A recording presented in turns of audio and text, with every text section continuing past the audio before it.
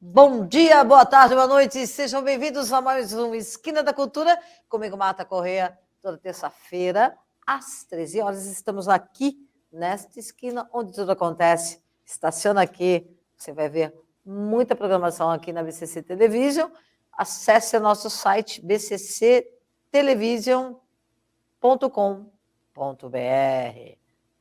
Sejam bem-vindos. Estamos para o mundo e hoje com uma pauta muito especial. Eu vou ter o prazer de receber aqui hoje no Esquina da Cultura. Ela é fotógrafa e trabalha aí com arte visual também, é uma artista visual. Prazer em receber você, Dani Sandrini. Seja bem-vinda. Olá, Marta, obrigada. Obrigada pelo convite. Muito bom, obrigada a você por ter aceito o nosso convite. Seja bem-vinda aqui no Esquina da Cultura.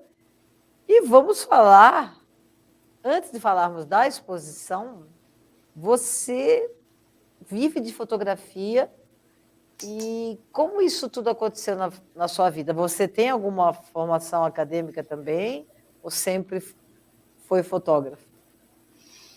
Então, eu tenho formação em comunicação social. Naquela época de vestibular, eu tinha interesses múltiplos, assim, meu interesse ia de arquitetura, a geologia, a química, e, enfim, no meu curso é rádio e TV. No primeiro semestre eu já comecei a fazer algumas matérias também ligadas ao cinema, e trabalhar com cinema, com teatro, mas a fotografia estava sempre ali, né? Trabalhando com essas coisas todas, mas sempre com a fotografia.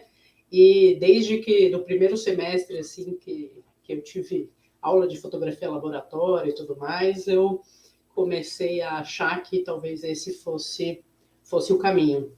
E aí, segui, e desde então. Olha que maravilha. E muito tempo já você está na estrada aí, né? Com a sua super, hiper, mega máquina fotográfica? A máquina foi mudando, né, ao longo dos tempos. Às vezes ela não é nem tão mega assim. Eu faço alguns projetos com câmera, por exemplo, sem lente, uma câmera artesanal. Eu faço muitos processos artesanais da fotografia. Então, olha que maravilha isso. É mesmo? Então, às vezes nem é uma super mega máquina, às vezes é uma máquina feita com uma lata de tinta, por exemplo. E mesmo assim, eu vou desenvolvendo meus projetos. Nossa, isso é muito interessante, né? Você trabalha dessa forma. Você usa técnicas de impressão do século XIX para propor uma reflexão sobre como é ser indígena, que é a exposição que a gente vai falar já, no século XXI. A exposição chama-se Terra, Terreno, Território, né? E vai estar a partir do dia 3 de junho, que é uma sexta-feira, no Centro de Atividades Benedito Marques da Silva, em Itapetininga. É isso, Dani? Essa exposição ela vai agora começar a circulação pelo interior de São Paulo. Então, ela inaugura no SESI, Itapetininga. Depois de Itapetininga, fica 2 meses lá, depois vai para Campinas e depois vai para Rio Preto. Todos pelo SESI nessa circulação. Olha que maravilha. A exposição tem algum apoio de alguma lei de incentivo ou não? Eu desenvolvi o projeto em 2019. Em 2018, na verdade, ele foi premiado com num edital da cidade de São Paulo, num edital da Prefeitura, Secretaria de Cultura, que era um edital de apoio à exposição fotográfica. Então, foi no final de 2018 que eu ganhei esse edital. Desenvolvi o projeto durante todo o ano de 2019, então, né, um projeto longo de pesquisa, de fotografia documental, né, além da parte da impressão. Então, nessa primeira etapa, teve o apoio da Secretaria de Cultura de São Paulo, E aí, agora, nessa etapa da circulação, foi um edital também do SESI, que o SESI abriu e o projeto foi selecionado. Então, tem esse apoio do SESI mesmo. Maravilha. Vamos falar um pouquinho da exposição, né? Que você captou essas imagens em aldeias da etnia Guarani, de índios guaranis, aqui no estado de São Paulo, né? E você, como foi feito isso? Você passou vários dias lá nas aldeias? Então, o trabalho, ele fala de indígenas na Grande São Paulo, na verdade, não foi no estado que eu fiz, foi na Grande São Paulo. Mas, e aí, dentre os indígenas que estão, né, em São Paulo, existem os indígenas que estão nas aldeias, tem diversas aldeias, né, na cidade, e tem os indígenas que estão em contexto urbano, e os que estão nas aldeias, a maioria deles são guaranis, com algumas exceções. E os que estão em contexto urbano são de muitas etnias, né, originais aí de várias partes do Brasil. Então, eu trabalhei nessas duas frentes, tanto o pessoal que está mais em contexto urbano, quanto o pessoal que está nas aldeias. E aí eu fiquei durante 9 meses de 2019 convivendo com os indígenas nessas diversas opções, né? Então, eu passava alguns dias nas aldeias, em algumas aldeias eu dormia ali algumas vezes, outras eu ia e voltava, eu participava dos eventos indígenas que tem na cidade, eu acompanhava alguns indígenas nas suas rotinas, né? Chegava na casa da pessoa na hora que ela acordava e passava o dia com ela, acompanhando ali a sua rotina. Fiz isso com algumas pessoas. E então foi muito variado, porque, enfim, são muitos indígenas com muitas vidas diferentes, né? Muitas possibilidades diferentes de vida mesmo, né? Que eu fui acompanhando durante esses 9 meses. 9 meses para você montar essa exposição. Sensacional, né? Foi um filho que nasceu.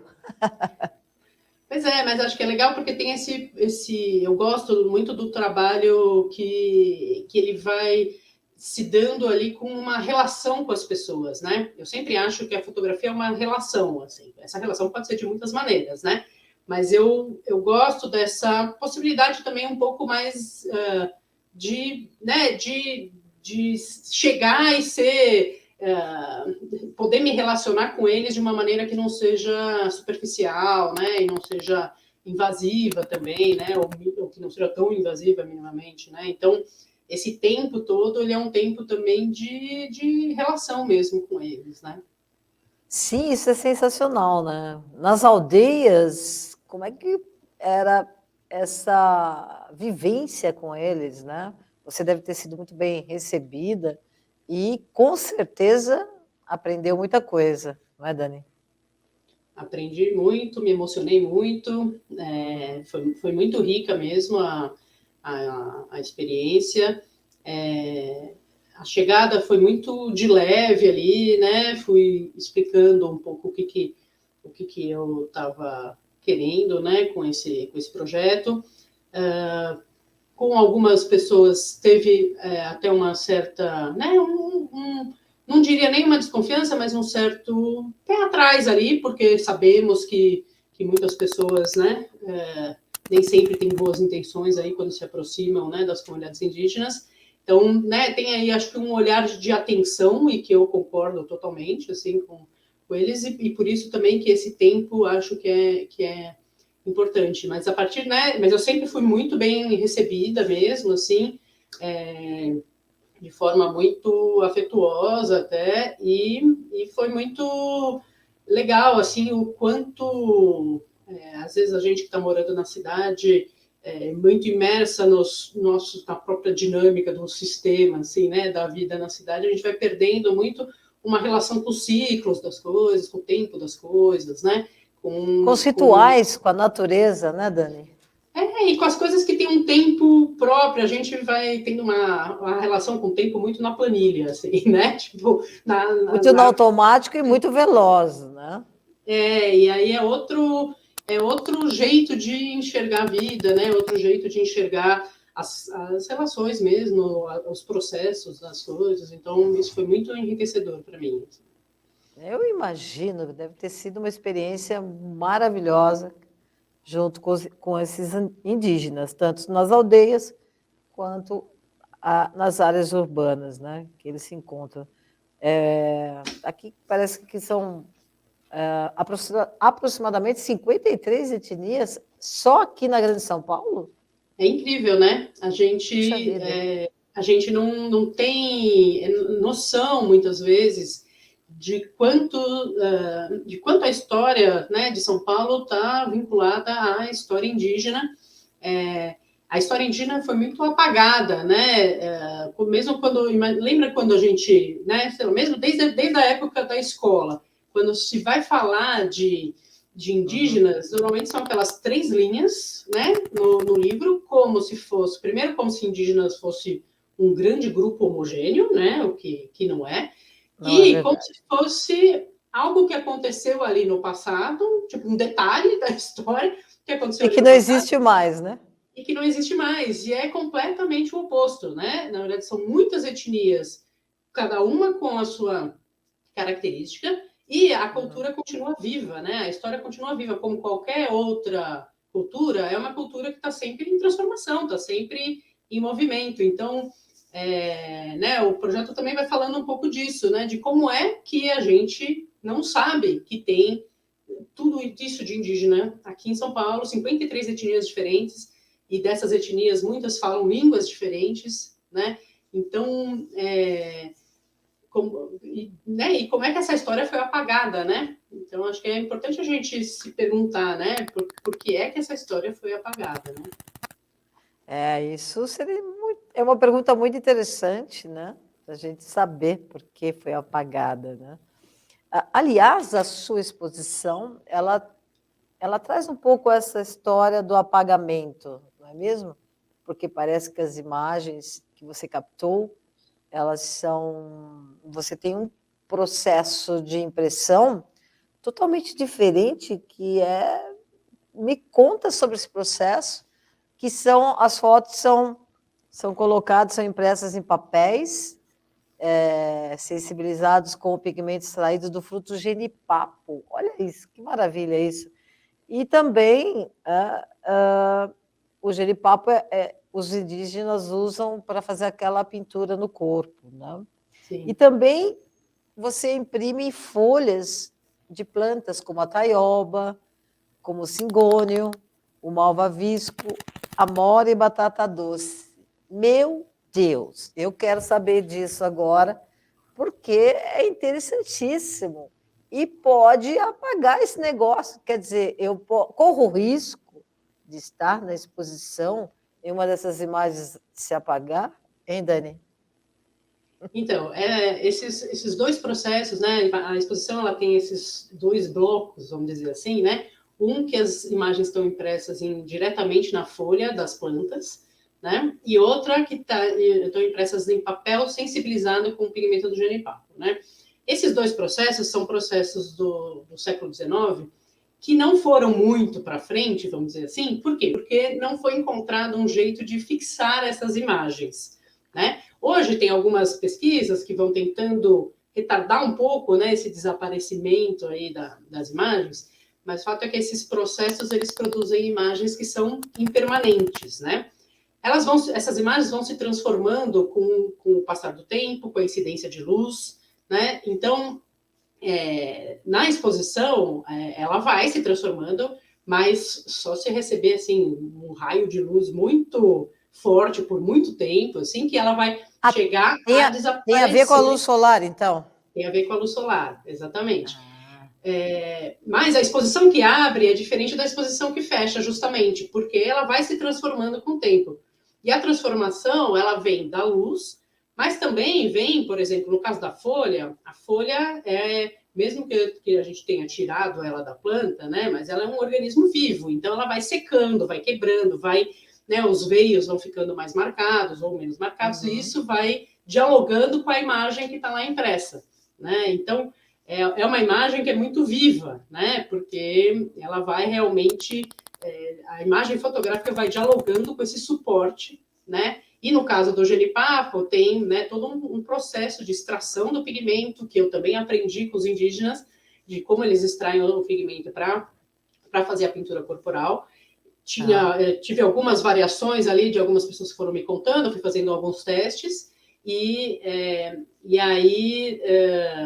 aí tem no papel, mas aí também tem essa coisa que é muito artesanal, da pincelada, né? Então, não é um processo ali super, né, uniforme, assim, porque ele tem muitas variações, né? Se o genipapo está um pouco mais verde, um pouco menos verde, se ele está né, mais seco, com mais líquido, enfim, tudo isso vai interferir no processo, é muito vivo mesmo, né? Inclusive na própria coloração da foto, né? Vai mudando isso. Sim, sim. O genipapo que né, a gente vê muito na pintura corporal, que ela aparece com um tom mais escuro, quando a gente passa no papel, ele fica num tom mais amarronzado, assim, mais sépia, né? E com o passar do tempo ele vai perdendo um pouco esse contraste, né? As folhas, natureza, né? Cada folha seca de um jeito, né? Você já viu, por exemplo, no jardim tem umas que secam, ficam mais amareladas, outras que ficam amarronzadas, umas que ficam mais quebradiças, outras não.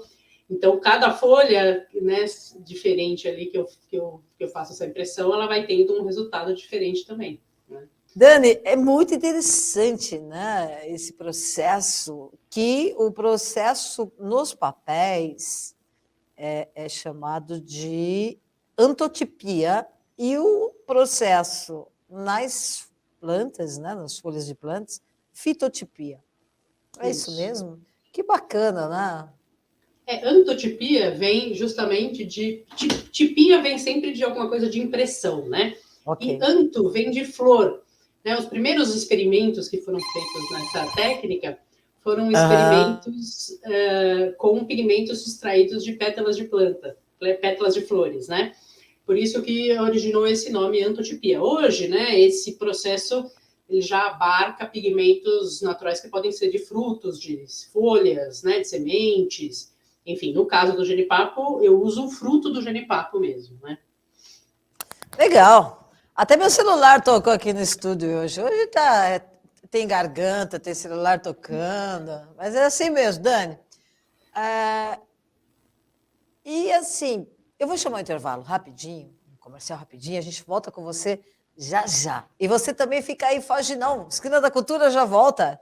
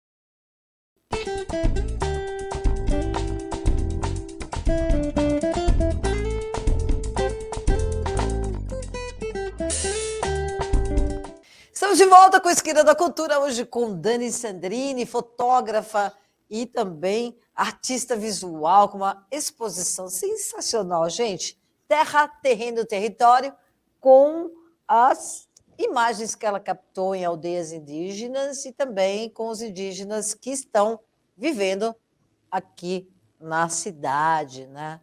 no urbano, né? No nosso contexto urbano. Dani, eu vou pedir para a produção mostrar umas fotos, né? Só para deixar as pessoas mais curiosas. Vamos ver? Se você quiser comentar, fique à vontade. Olha lá, tá aí a primeira. Essa é uma folha de taioba, não é não? É uma folha de taioba. Essa daí é uma folha bem grandona, assim, do tamanho 50 por 75, mais ou menos. Aí a gente vê, né, um retrato do Netuno Borum. Netuno é um um indígena que hoje trabalha como artesão, mas é um indígena que já trabalhou com fotografia, inclusive, e cobrindo atividades dos povos indígenas. E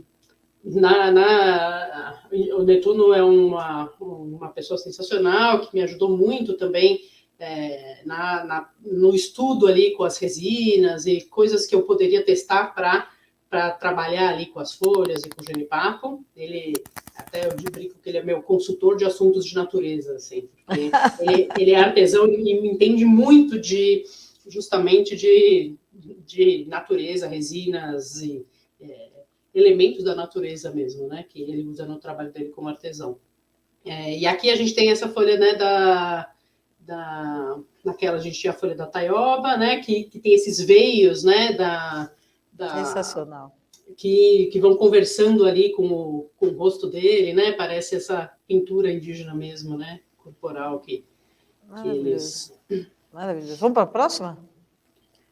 Vamos lá. Aí também é uma folha de taioba ou não? Não, essa é uma folha de cingônio. Tá. Cingônio é uma folha que tem bastante em canteiro aqui em São Paulo, em canteiro de rua, assim. E aí a gente tem um retrato da Aurita Tabajara. A Aurita é uma cordelista, escritora e também escritora de cordel, além de ser terapeuta holística.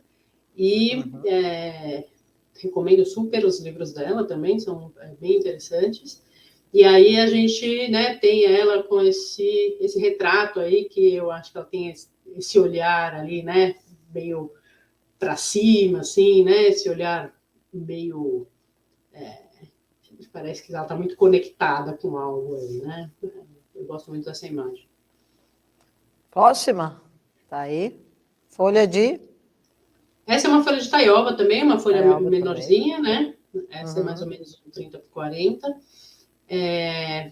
Aqui é um grupo de uma aldeia guarani que foi fazer uma apresentação no Museu de Arqueologia e Etnologia da USP, e aí eu fui acompanhar essa apresentação e acabei fazendo esse retrato, e que aí tem, né, essa sequência de mulheres aí, meio, né, nessa linha, assim, né? Próxima.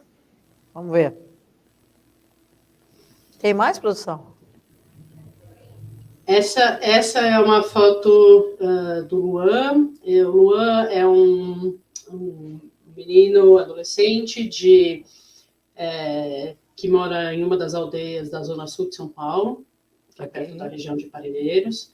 E ele e a Liana, que é uma outra menina da mesma idade, levou eu e a minha equipe ali, quando a gente estava fazendo o projeto, para conhecer, porque lá tem algumas aldeias que são muito pertinho uma das outras, assim, então eles foram fazer um tour com a gente em algumas aldeias, apresentaram algumas pessoas, alguns lugares, a gente passou um dia com eles, foi um dos dias mais especiais do projeto, e aí no meio do caminho tinha, né, em uma das aldeias tinha um rio ali, e aí ele parou para dar um mergulho, e foi quando eu fiz essa imagem aí. E essa folha? Essa folha, sabe que ela parece uma folha de uma punk, que chama paripiroba, mas não é. E eu não consegui até hoje descobrir que folha é essa, porque eu falo com os meus amigos biólogos, mando ali às vezes fotos, falo assim, alguém consegue identificar essa planta, e essa eu não consegui saber qual é. Às vezes nas minhas referências tem a planta na frente da casa amarela, porque não é toda planta que funciona, né, nesse processo. Então, claro que depois de muitos anos que eu pesquiso esses processos, eu já sei, né, muitas coisas que funcionam, e já sei de algumas que não funcionam.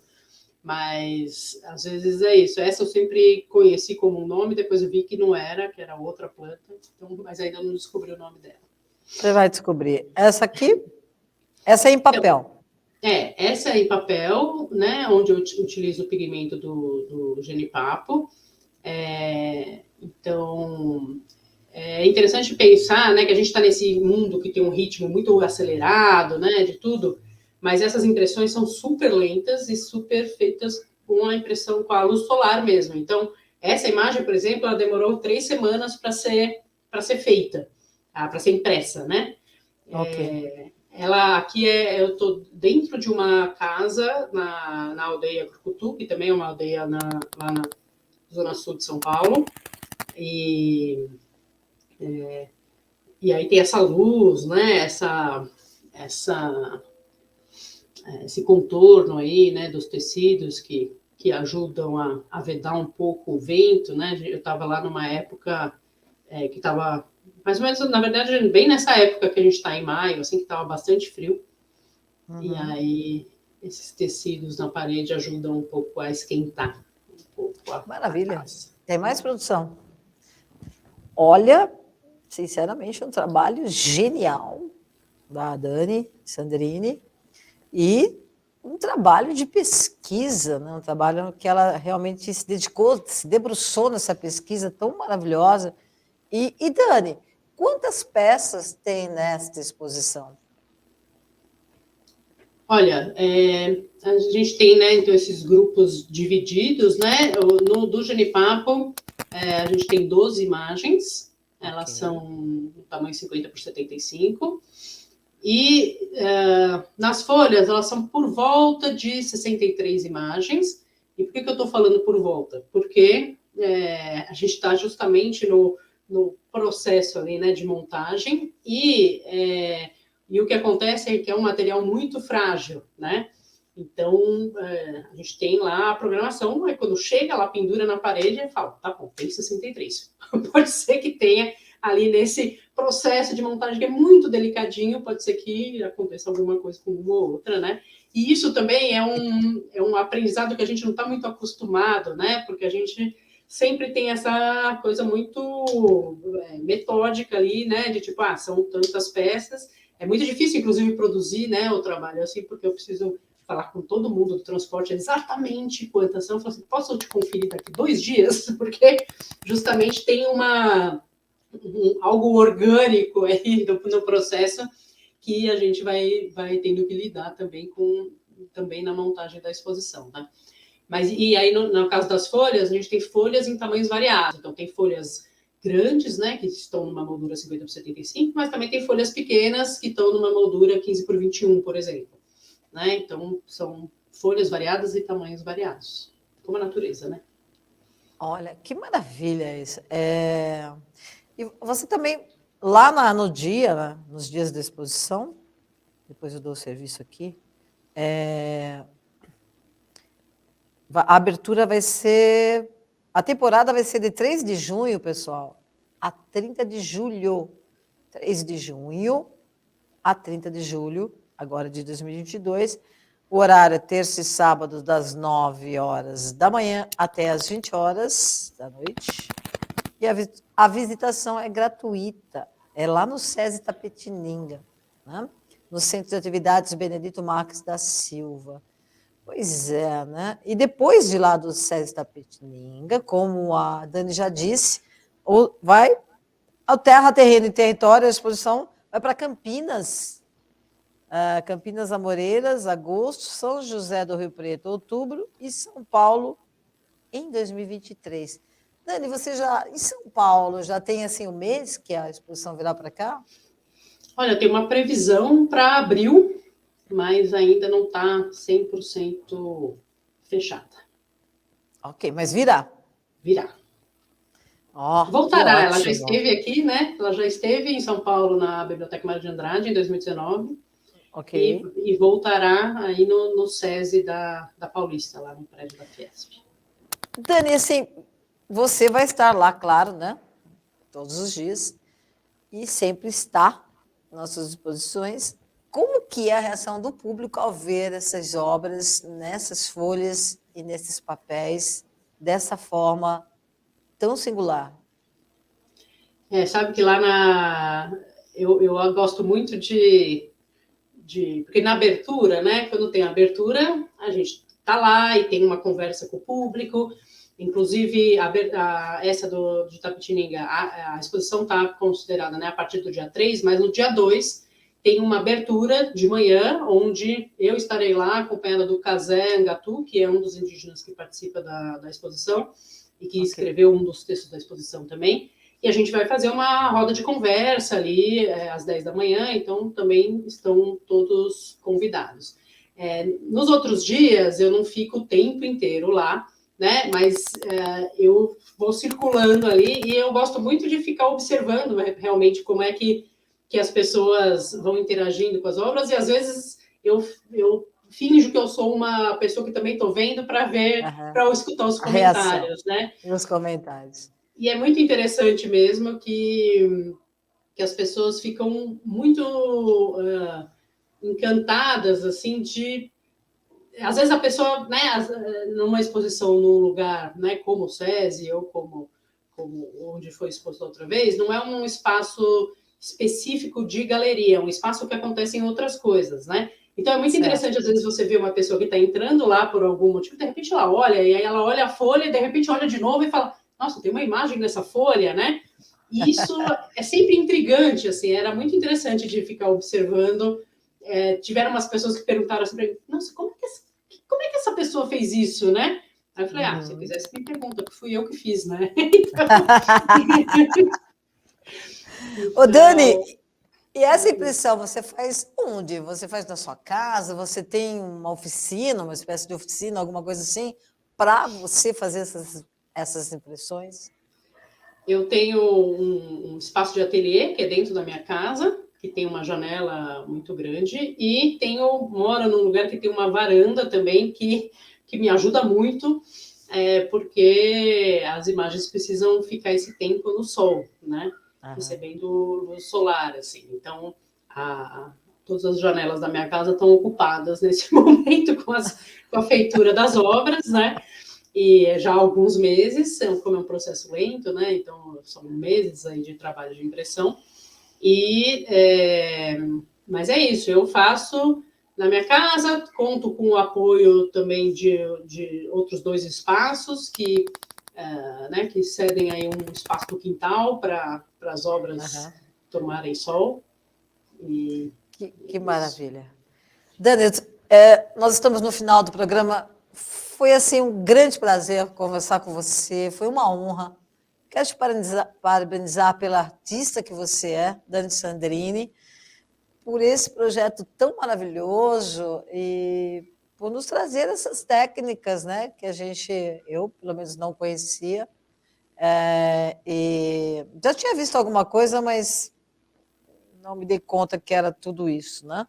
Então, parabéns pelo seu trabalho, pela artista que você é, pela exposição Terra, Terreno, Território, que vai vir para São Paulo em 23, né, o ano que vem, mas que está lá no SESI Itapetininga, né, de 3 de junho a 30 de julho.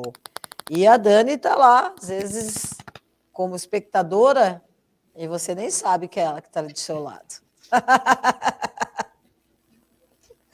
Dani, mais uma vez, parabéns. Muito obrigada pela sua presença no Esquina da Cultura. Volte sempre que quiser, as portas aqui estão abertas para você, ok? E muito obrigada mesmo, viu? Eu que agradeço a oportunidade, tanto de ser recebida aqui, quanto poder falar do trabalho que contempla um assunto tão importante para a gente poder falar nos dias atuais, e que espero que possa trazer reflexões aí sobre a história e a cultura indígena, que estão mais vivas do que nunca. Com certeza trará, né? Que além de tudo é uma aula sobre os nossos indígenas, né? Que sofrem aí muito também com esse governo, enfim. Mas você traz aí essa reflexão também com a exposição. Beijo no seu coração, muito obrigada, viu, Dani? Obrigada a vocês, gente. Até mais. Até. E antes de encerrar o Esquina Cultura de hoje, vou chamar o nosso quadro com a nossa sacerdotisa Milene Sintra, dando a dica de hoje sobre espiritualidade. Você, eu, Milene Sintra, BCC Television, com espiritualidade em foco. Eu sou Milene Sintra, uma sacerdotisa transformando vidas. E no Espiritualidade em Foco de hoje, eu vou levantar uma questão bastante interessante. A diferença entre fama e sucesso. Você já parou para pensar nisso?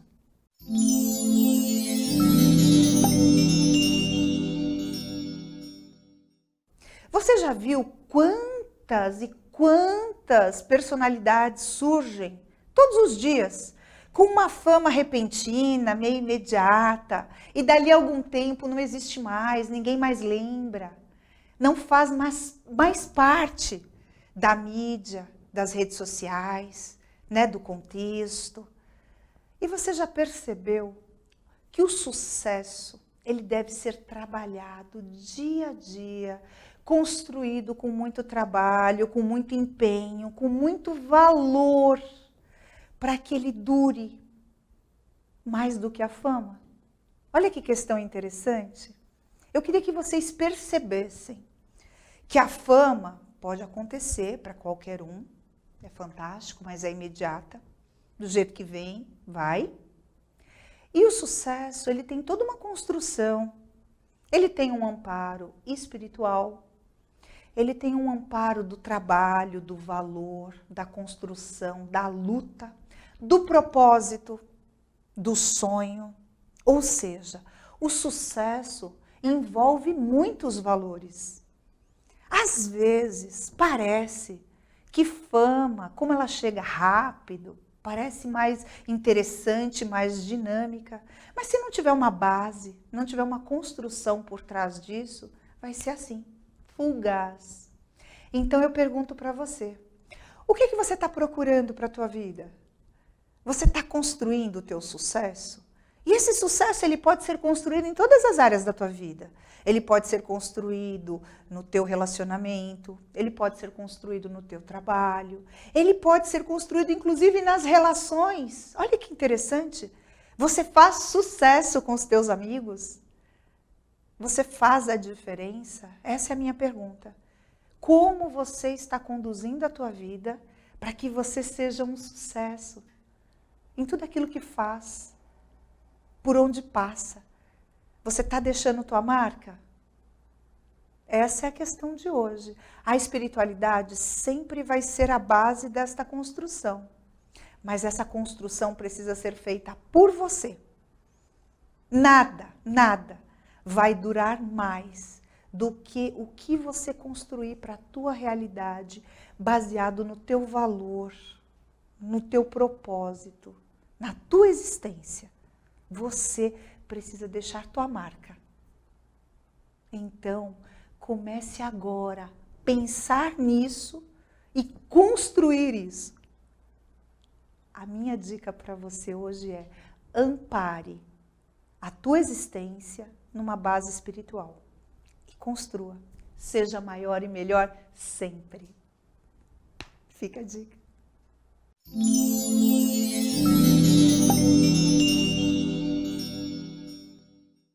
Tá aí o quadro com a Milene, nossa sacerdotisa transformando vidas. E agora sim eu me despeço de você. Lembrando que terça-feira que vem temos mais esse encontro aqui na BCC Television com a Esquina da Cultura. Venha para cá, estaciona aqui nessa esquina. Aqui tudo acontece. Tchau. Boa semana a todos.